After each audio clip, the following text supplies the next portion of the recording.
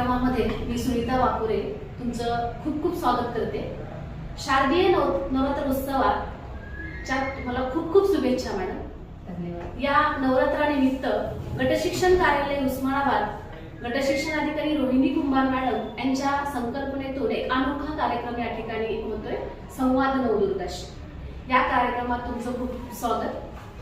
देवीची जशी नवरूपे आहेत, नवदुर्गा आहेत, तशाच काही आधुनिक नवदुर्गा आहेत की ज्या आपल्या कार्यक्षेत्रामध्ये वेगळ्या कामाचा ठसा उमटवित आहेत। एक उच्च पदावरील महिला अधिकारी त्यांच्या कार्याची ओळख व्हावी, सर्वांना त्या कार्याची प्रेरणा मिळावी, हाच या उपक्रमाचा उद्देश आहे। आजचं हे 10वं पुष्प आहे मॅडम। या पुष्पामध्ये आम्ही आपल्याशी गप्पा मारतो। आजच्या नवदुर्गा आहेत भाग्यश्री बिले मॅडम, जिल्हा क्रीडा अधिकारी उस्मानाबाद। गेल्या 8 वर्षापासून ह्या क्षेत्रामध्ये त्या कार्यरत आहेत। मॅडमचं शिक्षण आहे BA BPEd MPEd आणि 1 वर्ष NIS मध्ये ॲथलेटिक्स हे त्यांनी केलेलं आहे। अशी ही मॅडमची खूप मोठी कारकीर्द आहे।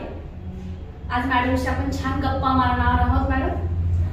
या गप्पामध्ये मी तुमच्या काही गमती जमती काही गोष्टी तुम्ही आम्हाला शेअर करणार आहात। येस, तर नक्कीच मला पण आवडेल आपल्या बरोबर गप्पा मारायला। ठीक आहे मॅडम। आम्हाला तुमच्याकडून ऐकायला आवडेल की आपला जो शैक्षणिक प्रवास आहे किंवा ह्या स्थानाकडे पोहोचण्यासाठी तुमची जी कार्यकीर्द आहे, जिद्द आहे, चिकाटी आहे, या गोष्टी जाणून घेण्याची खूप इच्छा आहे। तर आपला जो शैक्षणिक प्रवास आणि आपल्याला ह्या क्षेत्राकडे येण्यासाठीची प्रेरणा याबद्दल आपण व्यक्त व्हावं। चालेल। खरं तर आज मी या कार्यक्रमाच्या निमित्तानं सर्वांना प्रथम मी नवरात्रीच्या हार्दिक शुभेच्छा देते। आणि आत्ताच मला नवदुर्गा या माध्यमातून जे प्रश्न केलेला आहे किंवा मला विचारलेला आहे की तुम्ही कसं तुमची सुरुवात, खरं तर मी मंगळवेढा तालुक्यातील खोमनाळ हे माझं छोटं गाव आहे सोलापूर जिल्ह्यामध्ये। त्या गावामध्ये 1ली ते 4थी पर्यंत शाळा होती। 4थी नंतर मंगळवेढ्याला शाळेला जावं लागत होतं। ते माझ्या घरापासून शाळा 7 किलोमीटर होती। 7 किलोमीटर सकाळी आम्हाला 7ची शाळा असायची, त्यामुळे कोणती बस किंवा सायकल व्यवस्था नसल्याने आम्ही चालत पहाटे निघत होतो। गावातले सगळं एक 8-9 मुलं आणि 3-4 मुली असा आमचा प्रवास व्हायचा। त्यामुळे सकाळी पहाटे 5 वाजता 5-5:30ला आम्ही घर सोडत होतो। जाताना धावत पळत जायचो, शर्यत लावायची। जरा अंधार होता, पण येतानाही दुपारची वेळ असायची। 12 नंतर शाळा सुटल्यावर पायात चप्पल नसे अनवाणी यावं लागत होतं, त्यामुळे आम्ही पळत येत होतो। कारण पायाचे एक आपलं पाय पळू नये म्हणून तो माझा प्रवास होता। त्या माध्यमातून 5वी ते 7वी पर्यंत फक्त मी असा प्रवास चालत पळत शाळा केलेली असल्यामुळे 8वी मध्ये मी जेव्हा शाळेत आले आणि शाळेतल्या वेगवेगळ्या स्पर्धेमध्ये आंतरशालेय स्पर्धेमध्ये भाग घेतला आणि तिथं नियमितपणे सराव करणाऱ्या मुलींना मी हरवलं आणि त्यामुळं मला खेळाची आवड निर्माण झाली।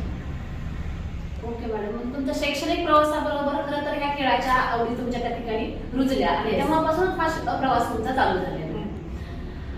असं म्हणतात की बालपणीचा काळ सुखाचा असतो, कारण ह्या उक्तीप्रमाणे आपण जे बालपणीचे आपले प्रसंग आपण आत्ताही आपल्या आठवतात। जेव्हा आपण छोटी मुलं रस्त्याच्या कडेला खेळत असतात तेव्हा आपलं बालपण आपण त्याच्यामध्ये बघतो।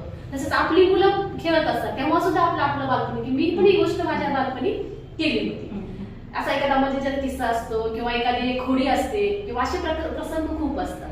तर असा आपल्या बालपणीचा एखादा प्रसंग आहे का की तो खूप मजेशीर आहे? असं खरं तर सांगायला मला हा किस्सा आवडेल, कारण मला लहानपणापासून खेळाची आवड होती। जसं आता आपण सांगितल्याप्रमाणे खरंच होती। 1ली ते 4थी पर्यंत 3रीत असताना आमच्या गुरुजी श्री काळंगे गुरुजी होते। आता तेव्हा गावामध्ये ग्रामीण भागामध्ये एकच वर्ग आणि एका वर्गात 4थी पर्यंत शाळा असायची। त्याच्यामध्ये त्यांनी मग एवढा गोंधळ असा हे करायचा म्हणून त्यांनी ते छोट्या छोट्या स्पर्धा घ्यायच्या आणि 100 मीटर म्हणजे ह्या झाडापासून त्या कट्ट्यापर्यंत जायचं पळत आणि परत पळत यायचं। त्याच्यासाठी 2 आवळे बक्षीस ठेवले ते। जो जिंकेल त्याला 2 आवळे मिळतील आणि जो सेकंड येईल त्याला 1च मिळेल। आणि मला ते आवळा काय असतंय कधी बघितलं नव्हतं आणि आमच्या गावाकडे एकदमच तसा दुष्काळी भाग असल्यामुळं ते आवळं जिंकण्याची किंवा ते बघण्याचा, आपल्याला जिंकायचा हा एक मनात संकल्प होता आणि मुलांबरोबर सोडले. नशीब मी सुरुवात केली, त्या कट्ट्यापर्यंत गेले, कट्ट्यापासून पारापासून परत येताना माझ्या पायात काटा मोडला, खाली घुसलेला तो अगदी वरपर्यंत आला. तशीच ती स्पर्धा, का की मला ते आवळ जिंकायचं होतं. तेव्हापासून माझ्यामध्ये स्पर्धा खेळायची हा एक संकल्प होता. आणि 5वीला जेव्हा मी शाळेला इंग्लिश स्कूलमध्ये भाग घेतला, आता जे माझे पती आहेत श्री कसगावडे सर, ते माझे आदर्श होते. त्यावेळेला ते स्विमिंग करत होते आणि ते राज्यस्तरीय स्पर्धा वगैरे जात होते. आणि मला असं वाटायचं हे राज्यस्तरीय स्पर्धेला जातात किंवा माझा चुलत भाऊ जातो, आपण काहीच करत नाही, आपल्याकडे काहीच नाही.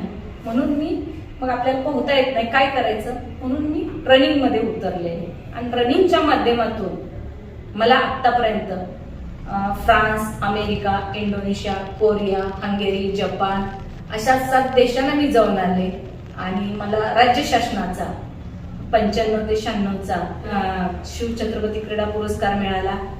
आणि बालभारतीच्या पुस्तकात 1997 ते 2007 पर्यंत माझ्या जीवनावरती धावपट्टू भाग्यश्री बिले हा लेसन समाविष्ट करण्यात आला.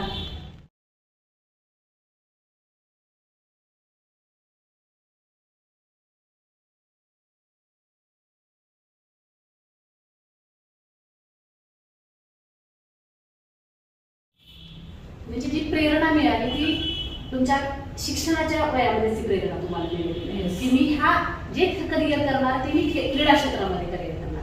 म्हणजे आता आजकाल मुलांचं असं असतं की इंजिनियर व्हायचं, डॉक्टर व्हायचं, पण त्यांच्यापेक्षा वेगळं काहीतरी करायची उमेद तेव्हा तुम्ही ठेवली.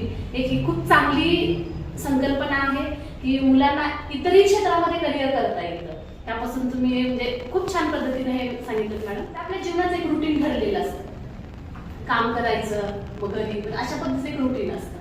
पण ह्या रुटीनचा कधी कधी कंटाळा येतो आणि मग आपल्याला आपले जे छंद आहेत ते छंद कुठे दाखवायला लागतात. असा एखादा आपला आवडता छंद कुठला किंवा तो तुम्हाला जोपासायला तो वेळ मिळतो का किंवा तो जोपासता का तो छंद तुम्ही? खरं तर मला हे सांगायला आवडेल की माझा छंद मला कधी म्हणजे लहानपणापासून, पण मी जेव्हा 5वी ते 7वी पर्यंत जेव्हा शाळेत होते, फक्त शाळेतल्या मुलांकडे मी बघत राहायचे जे खेळतात ते, कारण मी ग्रामीण भागातले होते, मला कोणी खेळात घेत नव्हते. त्यामुळे माझी फार उत्सुकता होती, मी बघत राहायचे आपल्याला कधी खेळायला मिळेल. आणि आत्ता पण जेव्हा इतर माझा वेळ असतो किंवा मी आजारी असेल किंवा काही असेल, जेव्हा मला वेळ मिळतो मी दुसरं काही करत नाही. मला पिक्चर बघायला आवडत नाही किंवा म्युझिक एवढं कोणतंच हे आवडत नाही, पण मला मैदानावर वेळ घालवायला फार आवडतो. मला अहोरात्र जरी सांगितलं तर मी रात्रभर त्या मैदानावर, काही नसेल तर स्वच्छता करत बसेल, कारण मैदान हे माझं आवडीचा क्षेत्र आहे. त्यामुळे मी विदाउट मैदानात मी आजारातून बरी झाली की पहिलं मैदानावर जाते. हा मैदान हेच माझं आवडीचं क्षेत्र आहे. आता आयुष्याच्या वळणावरती काहीतरी करून राहिलं असेल, मला हे करायचं होतं पण मला तो करायला वेळ मिळाला नाही, अशा काही गोष्टी असतात. आणि मग काय होतं की ती गोष्ट आपल्या आयुष्यात घडते आणि जीवनाला एक वेगळी कलाटणी मिळते. मग असा तुमच्या आयुष्यातला काही टर्निंग पॉईंट आहे का की त्याच्यामुळे माझ्या जीवनाला पूर्ण कलाटणी मिळाली? खरं तर मला हे सांगायला आवडेल, खेळ हेच माझ्या जीवनाची कलाटणी आहे. जर मी खेळात आले नसते तर 9वीतच माझं लग्न जमलेलं होतं, लग्न होणार पण होतं. पण कसं तरी मी 10वीची परीक्षा वडिलांना सांगितलं, पहिल्या त्या वर्षी मी 10वी नॅशनल खेळले. आणि 11वी मध्ये 10वी झाल्यानंतर लगेच पहिल्याच 1-2-3 महिन्यामध्ये नॅशनल खेळल्यानंतर फ्रान्सला ज्या आमच्या स्पर्धा, आंतरराष्ट्रीय स्पर्धा झाल्या, क्रॉस कंट्रीच्या स्पर्धा, त्या स्पर्धेमध्ये मी बाहेर गेले आणि माझ्या वडिलांचं सर्वत्र कौतुक होत राहिलं. सुरुवातीला तर खेळाला वडिलांचा विरोध होता, पण विरोध वडिलांचा कसा दूर करायचा, आमच्या गावातल्या सभापतींनी माझ्या वडिलांचा पहिला सत्कार केला, मग माझा आणि मग माझ्या शिक्षकांचा, असं रुटीन केलं. आणि वडिलांना खूप आनंद झाला. मंगळा तालुक्यातले लोक आपल्याला बोलवतात, पण त्यांना हे कळलं नाही की आपल्या मुलीने बक्षीस मिळवले म्हणून बोलवले.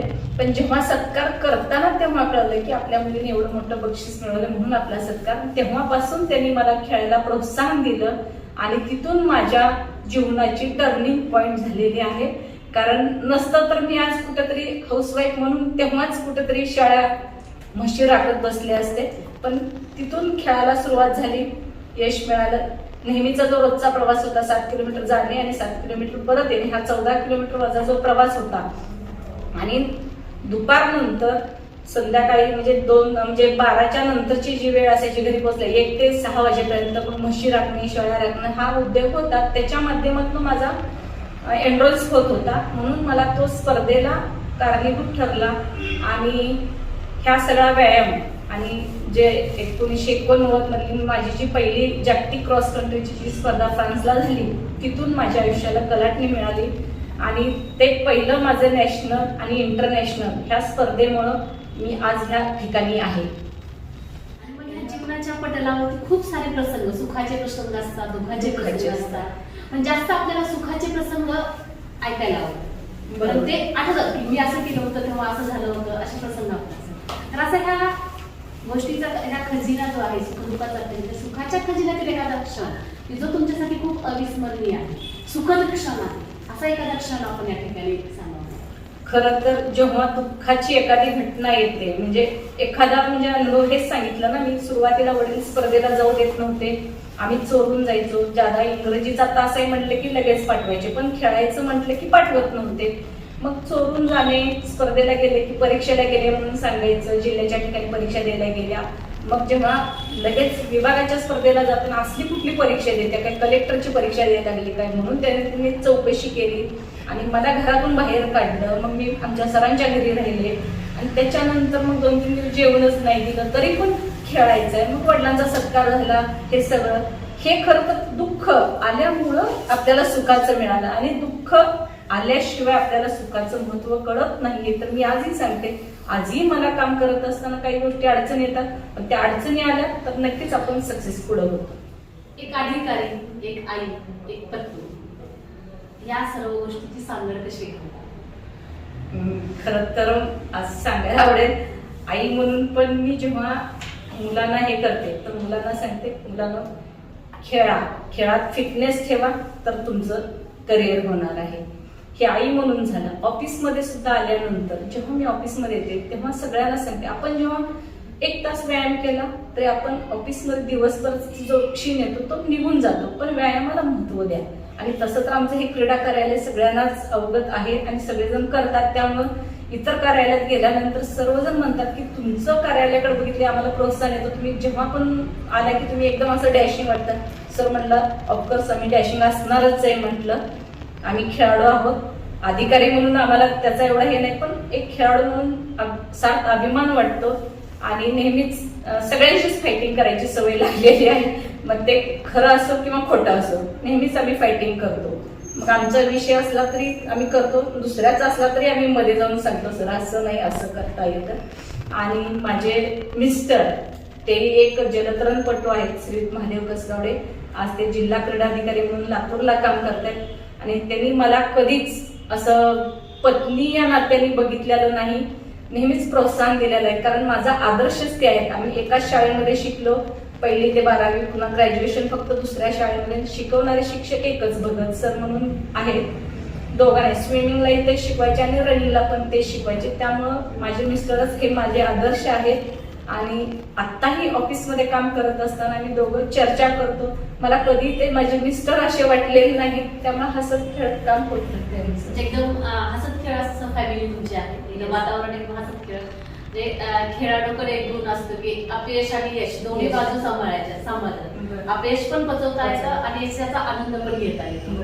अशा पद्धतीने तुमच्या घराचं वातावरण. असं एक विचारायचं तुम्हाला की क्रीडा क्षेत्रामध्ये जे वेगवेगळे पुरस्कार मिळतात ह्याबद्दल म्हणजे खूप सारे लोक ज्ञात नाहीये, त्यांना माहित नाही हे पुरस्कार कुठले असतात. कारण आपण जेव्हा एखादा साहित्याचा पुरस्कार माहित असेल, संगीतातला असेल माहित, पण क्रीडा क्षेत्रामध्ये जे काही पुरस्कार मिळतात त्याबद्दल थोडंसं तुम्ही सांगा.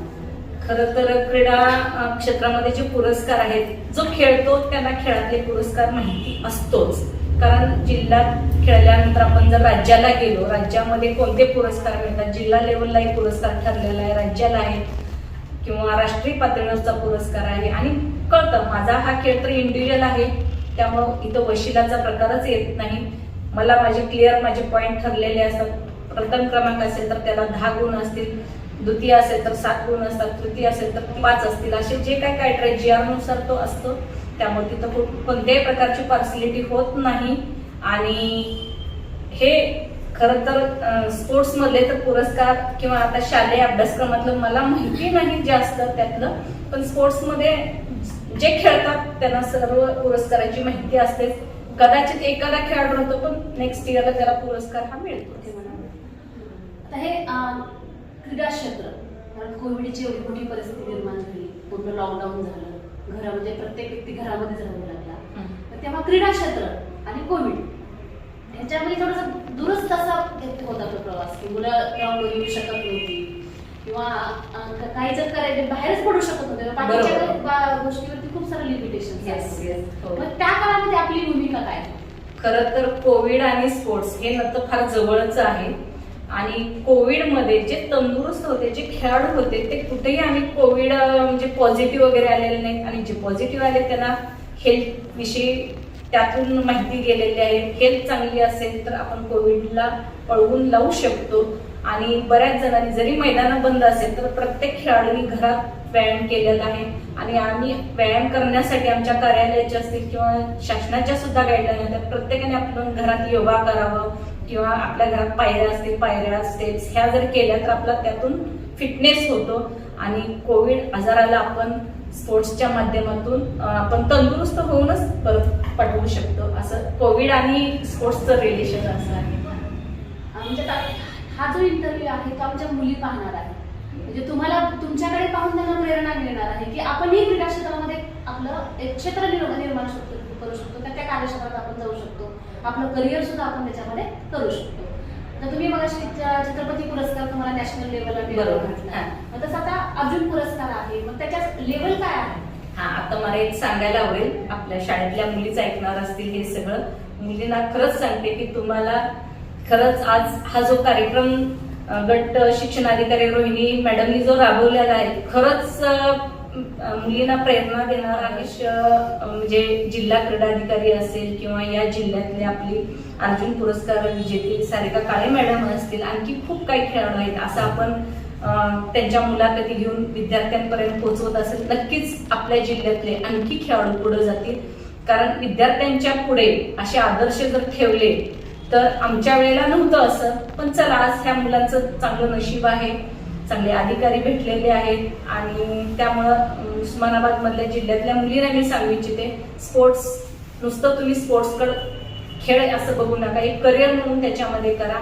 आज आमच्या महाराष्ट्र शासनाने जे ऑलिम्पिक खेळलेले आहेत त्या खेळाडूंना थेट नियुक्ती दिलेली आहे. त्याच्यामध्ये मग ललिता बाबर असेल, या जिल्ह्याची सारिका काळे मॅडम असेल, ललिता बाबरला तर डेप्युटी कलेक्टर म्हणून हे पद दिलेलं आहे, पंकज सिरसट असेल किंवा खूप काही खेळाडू आहेत. अशा बऱ्याच खेळाडूंना थेट नियुक्ती क्लास 1 अधिकारी दिलेला आहे. शिवाय कॅश प्राइज 1-1 कोटी रुपये, 1-1 कोटीवरून या वर्षी तर आता 5-5 कोटीवर गेलेला आहे. अशा प्राइज दिलेल्या आहेत. आताच आपण जर बघितलं भालाफेकीमध्ये जर आपल्या त्या खेळाडूंनी जर सुवर्ण पदक मिळवलं ऑलिम्पिक मध्ये, अशा खेळाडूंना पैशाचा वर्षाव होतो. आज मी इथं काम करत असेल किंवा अजून काही अधिकारी असतील, त्या अधिकाऱ्यांचा जर सुरुवातीपासूनचा पगार आणि शेवट अगदी रिटायरमेंट पर्यंत जर पगार बघितला, पूर्ण कॅल्क्युलेशन केलं तर आज आमचा एक ऑलिम्पिकला जाणारा खेळाडू एका स्पर्धेमध्ये मिळवू शकतो, त्याच्यापेक्षा जास्त मिळवू शकतो. कॅश प्राइज एवढ्या मोठ्या प्रमाणात शासनाने दिलेले आहेत.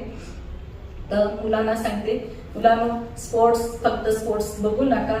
जसं एज्युकेशन आहे, एज्युकेशन मधून जॉब मिळतो, तसं स्पोर्ट्स मधून पण जॉब मिळतात. आणि पण स्पोर्ट्स आणि एज्युकेशन हे दोन्ही पाहिजे, नुसतं स्पोर्ट्स नको आहे तर एज्युकेशनलाही तेवढंच महत्व दिलं पाहिजे.